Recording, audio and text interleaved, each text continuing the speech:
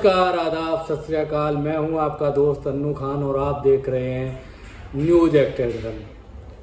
Commercial space में book करे हुए हजारों जो निवेशक हैं उनकी दिक्कतों का सामना कम होता नज़र नहीं आ रहा है। आपको बता दें कि WTC जो प्रोजेक्ट है उसकी परियोजनाओं में फंसे हजारों जो निवेशक हैं उनकी समस्या दिन ब दिन बढ़ती जा रही है। उनको ना अपना जो स्थान है, जो शॉपिंग कॉम्प्लेक्स में जिन लोगों ने अपनी दुकानें बुक करी थी उनको ना वो मिल पा रहा है, ना ही उनके पैसे मिल पा रहे हैं। आपको बता दें कि WTC की परियोजनाओं में निवेशकों के 800 करोड़ रुपए का एक और हेरफेर सामने आया है। ईडी इसकी जांच में जुटी है और आशीष भल्ला की जो न्यायिक जो जमानत है उनकी रिमांड और बढ़ा दिया है 14 दिनों के लिए। आपको बता दें कि नोएडा में WTC का प्रोजेक्ट है। WTC की नोएडा, ग्रेटर नोएडा और फरीदाबाद की परियोजनाओं में बिल्डर ग्रुप निवेशकों के करोड़ों रुपए डाइवर्ट कर बड़ी हेराफेरी की गई है। बिल्डर ने मनी लॉन्ड्रिंग के जरिए न केवल 200 करोड़ रुपए US और सिंगापुर भेजे बल्कि निवेशकों की गाड़ी कमाई के 800 करोड़ को डाइवर्ट कर अन्य संपत्ति अंतरित की है। धनराशि की परियोजनाओं के निर्माण पर खर्च कर बुकिंग तिथि के 3 वर्ष के अंदर निवेशकों को व्यावसायिक गतिविधियों के लिए दुकानों पर कब्जा दिया जाना था।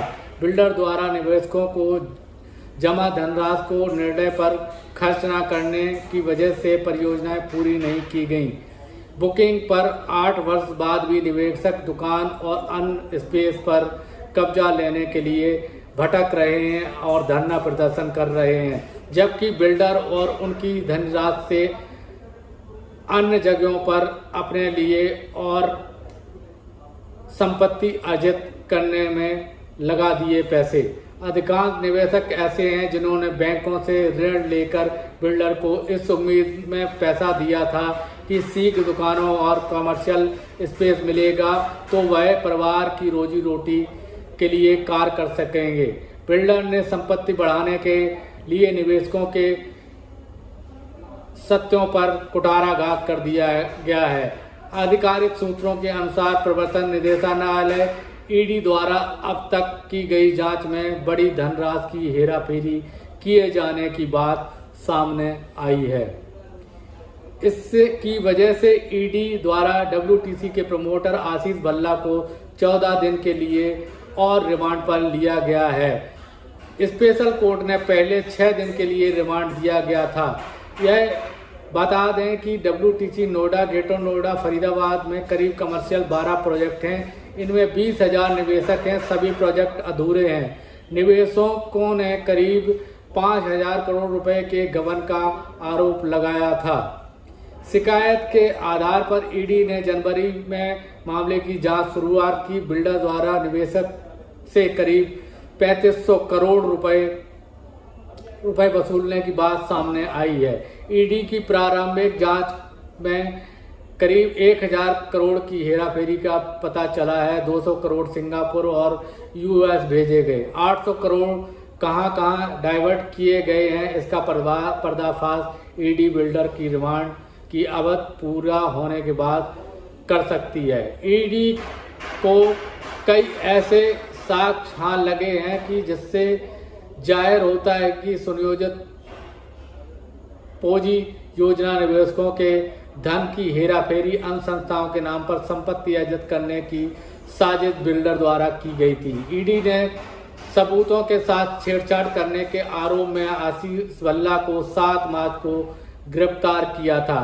WTC नोएडा में प्रोजेक्ट कौन कौन से हैं ये हम आपको बता दें। WTC नोएडा 1 में नोएडा क्यूट में Noida, quake Noida, square residency Noida, CBD व ग्रेटर नोएडा में टेक जोन 1, 2, 3 में WTC 1D, 1, 2 सिग्नेचर टावर आदि शामिल हैं।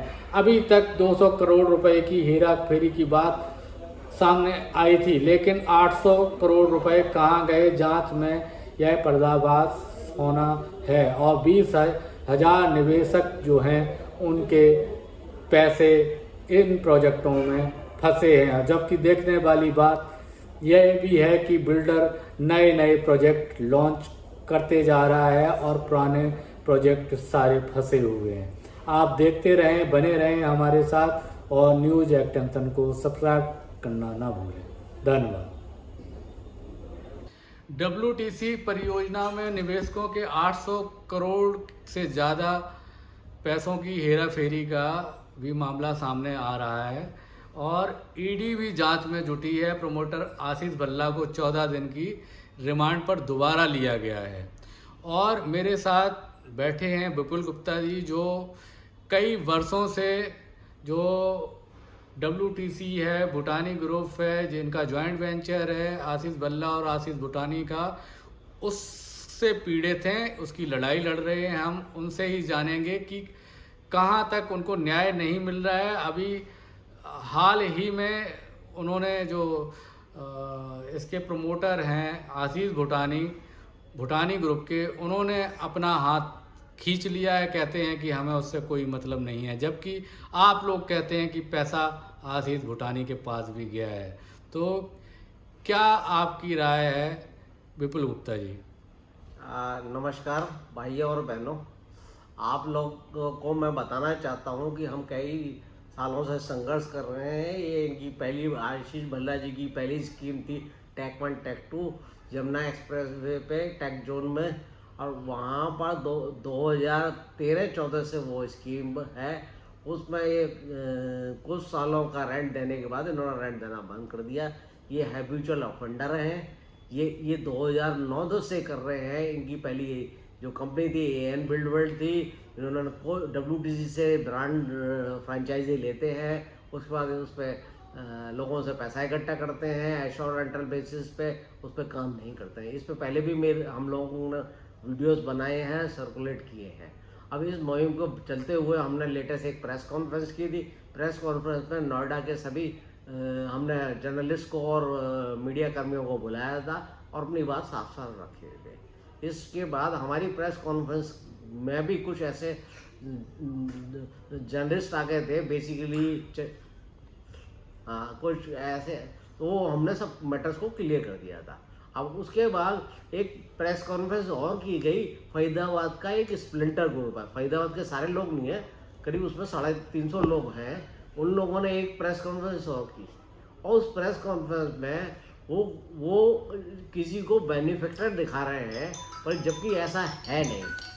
इसका फैक्चुअल अगर हम देखेंगे तो उसमें तो ऐसा है नहीं।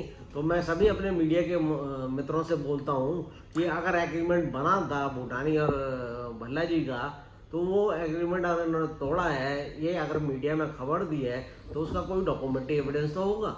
जो हम लोगों ने इनके एग्रीमेंट की कॉपी सर्कुलेट की थी मीडिया को, प्रेस मीट में भी, और उसके बाद भी सर्कुलेट की है। ईडी की प्रेस रिलीज भी हमने सर्कुलेट की है और बहुत सारे हमने फैक्चुअल डॉक्यूमेंट्स दिए हैं। तो मैं सभी लोगों से, मीडिया के लोगों से और प्रिंट प्रेस के लोगों से रिक्वेस्ट करता हूं कि इस चीज़ की एक्चुअल डेप्थ में जाएं और उसको अंडरस्टैंड करें और जो सत्य है उसी को करें। हम बेसिकली सताए हुए लोग हैं, बहुत मिडिल क्लास लोग हैं और छोटे लोग हैं। इसमें बहुत सारे रिटायर्ड लोग हैं जिन्होंने, और बहुत सारे ऐसे लोग हैं सीनियर सिटीजन्स भी हैं, सुपर सीनियर सिटीजन्स भी हैं। कुछ लोग तो ऐसी क्रिटिकल मेडिकल कंडीशन में हैं, उन्होंने अपना रिटायरमेंट का पैसा, किसी ने FD का पैसा इनको दे दिया इस उम्मीद से कि हमको रेंटर मिलता रहेगा। इन्होंने कोई रेंट नहीं दिया, कंस्ट्रक्शन कोई कंप्लीट नहीं किया। रेरा ने इनके SQ के अकाउंट से मिलके सारा पैसा निकलवा दिया। अब रेरा की क्या भूमिका है? हम रेरा ऑफिस भी गए थे, रेरा ऑफिस से भी हमें कोई सेटिस्फैक्टरी जवाब नहीं मिला। हम वहाँ पर 2 लेटर लिखे चेयरमैन साहब को, उसका भी कोई जवाब नहीं मिला, कोई अपॉइंटमेंट नहीं मिला, वहाँ पर कोई जज मिलने को भी तैयार नहीं है। तो ये जो व्यवस्था है, इस व्यवस्था में जुडिशरी और ब्यूरोक्रेसी, उसके अलावा पॉलिटिकल सिस्टम और बस अब ये हमको तो भगवान समझ में नहीं आ रहा कहाँ हम जाएं, दर की ठोकरें खा रहे हैं। डीएम साहब से के ऑफिस गए थे हम लोग, हम उसके बाद कमिश्नर ऑफिस भी गए थे, थाने में भी हमने कंप्लेंट डाली है। तो हम भी, हमारी रिक्वेस्ट है कि शासन प्रशासन और बेसिकली योगी जी और मोदी जी से करबद्ध प्रार्थना है, हम दुखियारों की कोई तो सुने इसमें। और हमारा आपका कहना है कि करोड़ों का जो भ्रष्टाचार हुआ है उसमें अधिकारियों की संलिप्तता इसमें प्रतीत होती है, कि जैसा कि आप कह रहे हैं कि रेरा भी सुनवाई नहीं हो रही है, रेरा में भी कुछ नहीं हो रहा है, तो क्या रेरा के अधिकारी भी मिले हुए हैं इस पूरे भ्रष्टाचार में? नहीं, हमने तो ये रिक्वेस्ट किया है, योगी जी को रिक्वेस्ट लेटर लिख के दिया है कि इसकी हाई लेवल इंक्वायरी कराई जाए।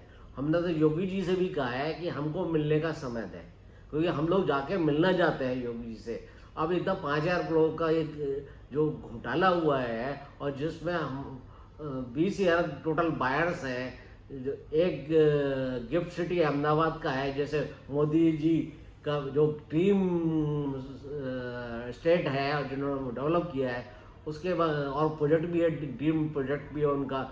उसके बाद नोएडा में करीब 10 प्रोजेक्ट्स हैं, इनका फरीदाबाद में है, इनका मोहाली में है। तो इतना बड़ा घोटाला होता है 20,000 बायर्स का, 5,000 करोड़ का, जिसके बारे में बार बार हम इस पॉइंट को रेज कर रहे हैं। काफ़ी मीडिया के हमारे मित्रों ने हमारा सहयोग किया, इसके बारे में काफ़ी प्रिंट और में डाला, प्रेस में डाला। तो अब ये मुद्दा थोड़ा सा गरमाया है। उसके बाद ईडी की रेड हुई है, ईडी की रेड के बाद भी हुआ है। तो जो मेन स्ट्रीम मीडिया है, मेरी उससे रिक्वेस्ट है, जैसे times of India, Hindustan times, जो आज तक है, ये जो चैनल्स हैं, CNBC आवाज़ है, जी है, न्यूज़ है, तो ये लोग भी इस तरह के मामलों को देखें, क्योंकि ये तो बेसिकली ऑर्गेनाइज क्राइम है। इट इज़ नॉट, एक इंडिविजुअल नहीं कर सकता इस सबको। तो उसमें क्या क्या चीज़ें हैं सब लोग देखें। और हमारी प्रार्थना है कि सारे अधिकारी भी अगर प्लीज़ हमारी सुन सकते हो, कोई भी सुन सकता हो, तो हमारे पे कृपा करें। नमस्कार। आप कोर्ट वगैरह गए हुए हैं, कोर्ट जा रहे हैं कि नहीं जा रहे नहीं, हैं? अभी इसमें क्या है, ऑलरेडी हम एक तो कुछ लोगों ने पहले भी EOW दिल्ली में कंप्लेंट की डाली थी, और उससे भी आशीष भल्ला जी बरी हो गए थे। वो भी कैसे हुआ उसके डिटेल तो बेटर जुडिशरी बता पाएगी कि आशीष भल्ला जी प्रोक्लेम्ड ऑफेंडर हैं, हैबिचुअल ऑफेंडर हैं, और ऐसे लोग कैसे सिस्टम से बच पाते हैं। वो सिस्टम तो बेटर, जैसा कि अभी कुछ दिन पहले विपुल जी, जो भूटानी ग्रुप के डायरेक्टर हैं, उन्होंने अपना पल्ला झाड़ते हुए कहा कि हमारा कोई मतलब नहीं है WTC से, और हमने उनसे संबंध तोड़ लिए हैं। तो इस पर कितनी जानकारी है आपको कि क्या वो सही बोल रहे हैं? देखिए, मेरी जो जानकारी है वो काफ़ी दिन पहले तक भूटानी के अल्फातन टावर में, टावर में पोर्टिंग कर रहे थे वो। इनका एग्रीमेंट भी हुआ था, एग्रीमेंट की कॉपी मैंने काफ़ी लोगों को सर्कुलेट की, हम लोगों ने मीडिया में। उसके बाद अब वो कहते हैं प्रेस में दे दिया है कि हमारा इनसे संबंध तोड़ दिया, हमने WTC को तोड़ दिया, आशीष भल्ला ने तोड़ दिया। तो ये तो बेसिकली जांच का विषय है, ये तो अधिकारी लोग ही जांच कर सकते हैं। जो कंप्लेंट हमारी जा रही है, हमने FIR 10 ऑलरेडी भेज दिए हैं इनके 142 थाने में। तो वो जांच अधिकारी चेक करें, जो सीनियर पुलिस ऑफिसर्स है वो चेक करें, और उसके बाद ही कोई कंक्लूजन हो। कितने लोग पीड़ित होंगे इस पूरे एपिसोड में? ये टोटल तो 20,000 लोग पीड़ित हैं, और जो नोएडा में है वो 11,000 प्लस है। तो कहीं ये भी सुनने में आया है कि जैसे फरीदाबाद के कुछ पीड़ित हैं, निवेशक हैं, वो कह रहे हैं कि नहीं, हमें तो कोई समस्या नहीं है, नहीं, और ये जानबूझ के अफवाह फैलाई जा रही है। उन लोगों ने भी शायद प्रेस रिलीज करी है, वहाँ पर भी बहसबाजी हुई आप लोगों की। नहीं, हम तो कोई गया नहीं था, हमारा कोई उसमें ना था। वो 17 तारीख को जो भी उनकी प्रेस मीट हुई थी, नोएडा का कोई आदमी नहीं था उसमें। वो तो फरीदाबाद वाले थे, और फरीदाबाद में भी सारे लोग नहीं थे, सिर्फ 350 स्प्लिंटर ग्रुप है, ठीक है, वो उन लोगों का था। और वो फरीदाबाद में ही देखा जाए तो 2,000 प्लस लोग हैं। उसमें से फरीदाबाद में इशू चल रहा है ऑलरेडी काफ़ी दिन से। ये वो लोग थे जिनका इन्होंने ऑलरेडी भूटानी जी ने एग्रीमेंट किया था। पहले तो फरीदाबाद से हमारा नोएडा वालों का कोई लेना नहीं है, 2 सेपरेट प्रोजेक्ट्स हैं। दूसरी चीज़, वो नोएडा में आके अगर प्रेस रिलीज कर रहे हैं, बेसिकली तो उनको फरीदाबाद में करना चाहिए। क्योंकि प्रोजेक्ट ही वही क्या- कंपनी भी डिफरेंट है। तो वो- क्या कारण था कि उन्हें नोएडा में आके प्रेस रिलीज करी? इसके पीछे कौन लोग थे? देखिए ये तो बेसिकली क्या है, हम तो बहुत छोटे लोग हैं, ये बड़े बड़े लोगों के काम है। अब इसमें हम कैसे बदल सकते हैं?